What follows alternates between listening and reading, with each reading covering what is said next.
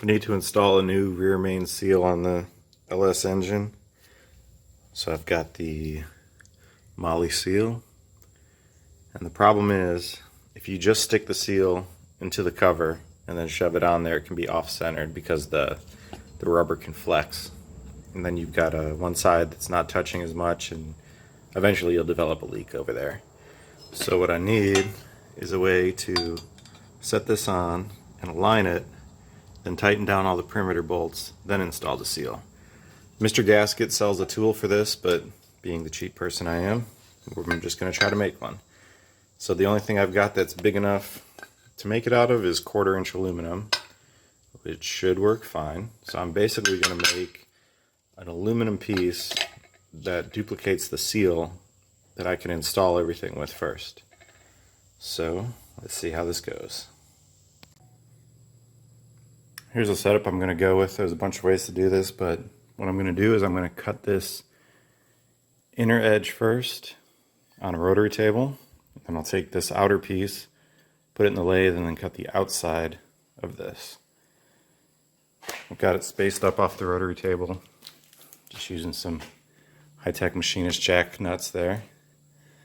So I'll hit this and see where we end up. I measured the crankshaft back there and it came out to exactly 98 millimeters. So we'll shoot for maybe 1/1000th or 2 under that, just so we get a pretty good slip fit.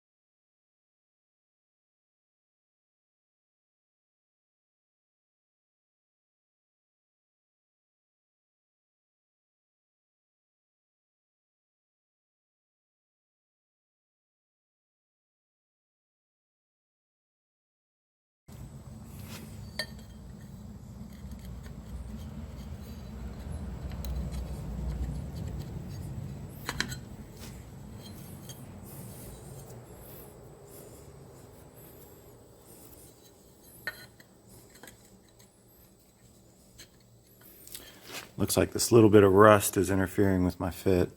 So I'm going to sand that off real quick and try this again. There's one spot right there that's real rough, it's catching on.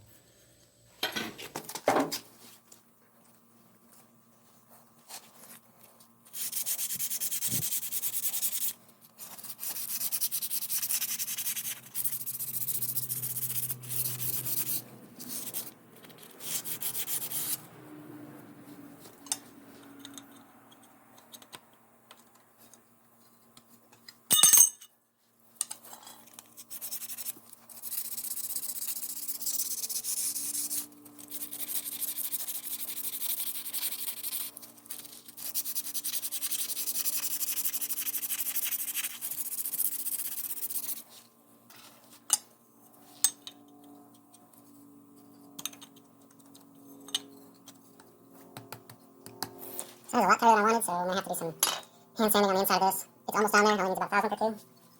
But it'll be alright.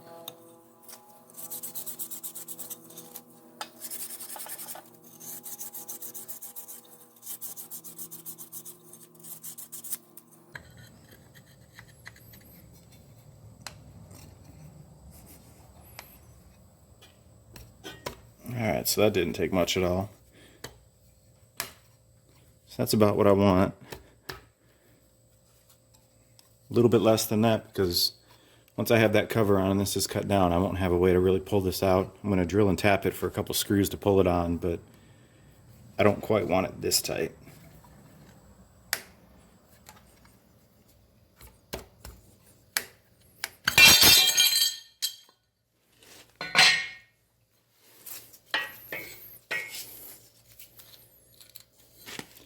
When you're doing slip fits like this, I don't know if it'll pick up on the camera or not with this glare, but you can see it right there. So that's where it's tight. It gives like a little rub mark. You'll see another little spot right there. So basically those are the spots I'll sand real quick, just wherever I see those little rub marks.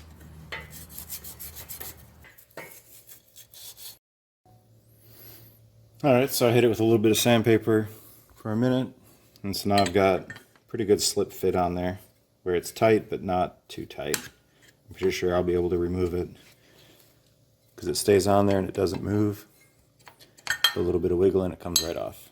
So now for the tricky part of cutting the outside, since this is going to be so thin. So what I'm going to do is lay out my line at about 1/8 of an inch, draw a line, and then I'm going to use a bandsaw to cut off most of this stuff, and then we'll go to the lathe.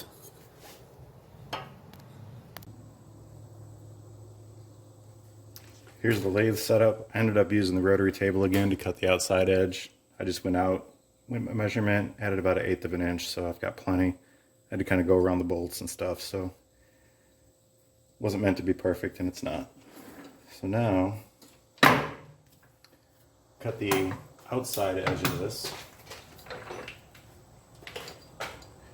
And you got to be careful when you're cutting thin stuff like this, because the pressure from the jaws pushing out will actually kind of push this into a triangle shape, and it'll be thinner where in these middle sections.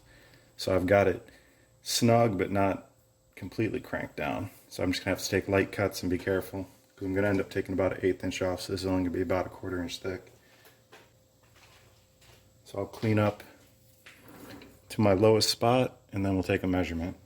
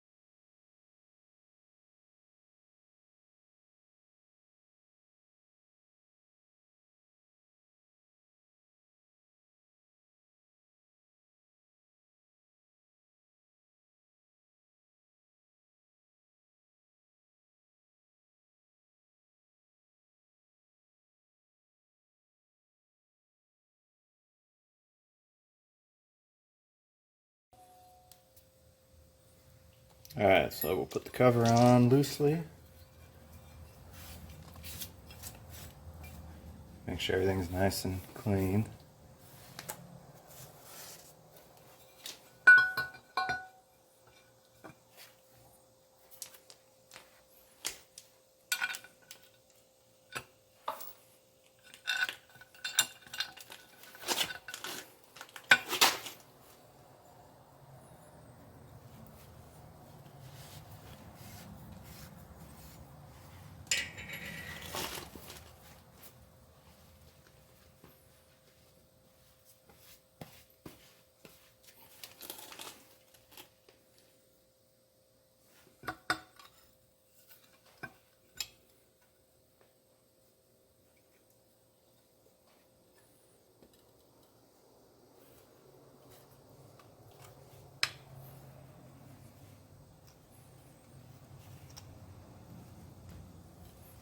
Alright, so it looks like it's going to work. I need to sand the inside of the ring a little more. After all this other machining, it just changed that little bit. I had such a tight fit, so pull this off, hand sand that down until I get the fit I want.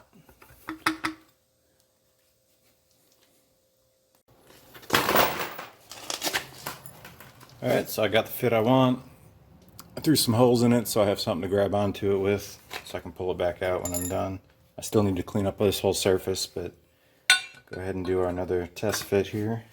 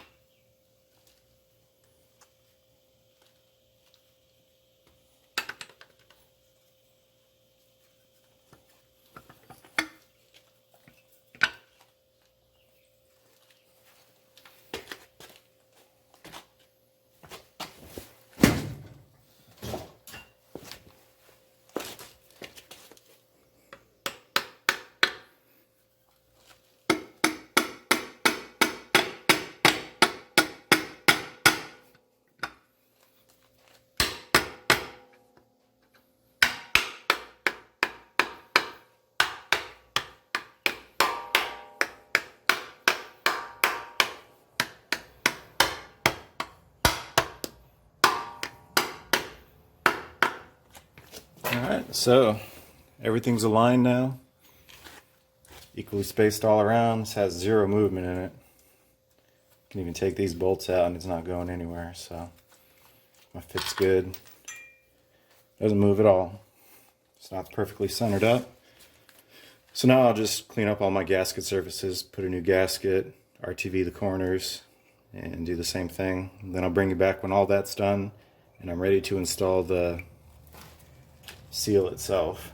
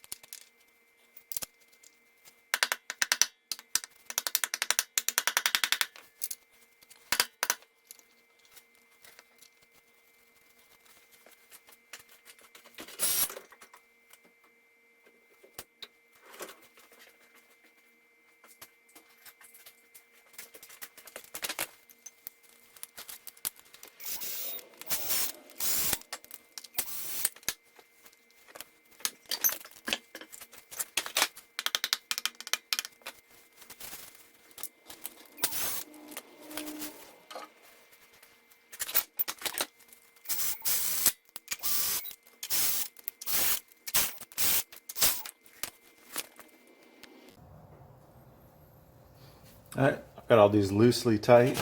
I have my spacer in here. It's in there pretty evenly. So I'm all centered up. I'm ready to torque these down. Before I do that, I'm going to throw the bottom bolts in down here. Just loosely. I got to jack the engine up for that one.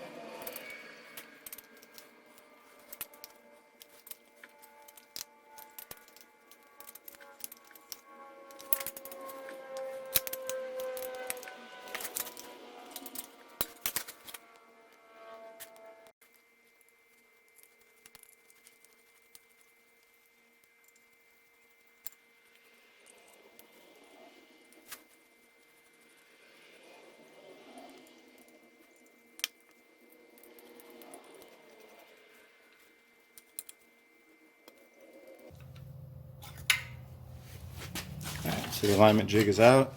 Time to install the bearing. I'm sorry, the seal. So I cleaned all this with a brake clean before I started. So we should be real clean inside here. Wearing a rag around here just in case. Got my seal. This is a moly seal. So on these, you won't be able to read it, but in real small writing on this lip, it says this side out. I wasn't sure at first. The instructions didn't come with anything. So that kind of slips on there. I'll back these screws out and then we'll use this to install it also.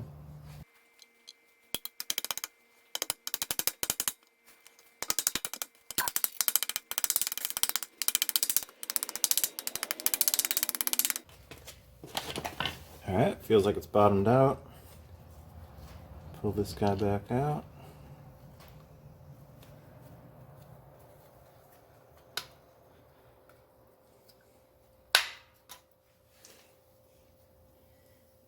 Feels pretty even all the way around. So, that is it. Seal's installed. And now I've got my tool for next time.